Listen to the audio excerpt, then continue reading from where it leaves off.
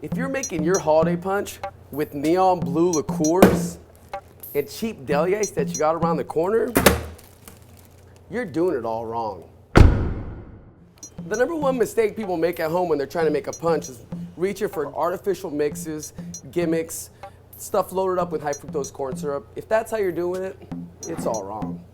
Another mistake people make is reaching for what I refer to as cheap deli ice. This stuff's far too small and of not high enough quality for your punch. It ends up diluting so fast, you're drinking watered down punch in no time flat.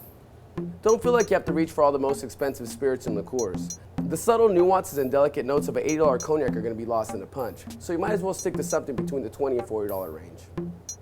And finally, another mistake is by not measuring. What they're doing is they're making a completely unbalanced punch that's either far too sweet, far too alcoholic, or far too acidic. Remember, you're trying to make a well-balanced punch, not a haymaker or a sugar bomb.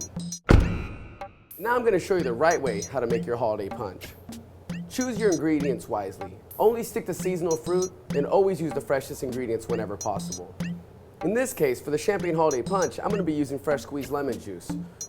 Don't forget to plan ahead. The day before, you're going to want to freeze a big block of ice that takes a really long time to melt and keeps your drink nice and cold. And feel free to throw some seasonal fruit in the ice as well.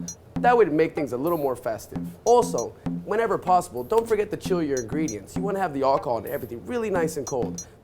Now that we've covered all the basics, I recommend building all the ingredients into the punch right before your guests show up. In this case, we're going to use Geneva, orange curacao, then spice it up a little bit with some aromatic bitters and a little bit of simple syrup. Now we're ready to add the juice and the carbonation. Do a little bit of fresh squeezed lemon juice, champagne for some bubble, and top it all off with a little bit of sparkling mineral water. And by all means, please wait till the last minute before adding the citrus and effervescence. You want to have that vibrancy and vitality that you can only get from fresh citrus and that champagne zing. Now we're ready for our ice and our garnish. Once you've carefully inserted the ice, now you can start throwing on freshly cut pineapple, a little bit of star anise, and top it all off with a little bit of freshly ground nutmeg for that holiday flavor. After a quick stir, now your punch is ready to serve.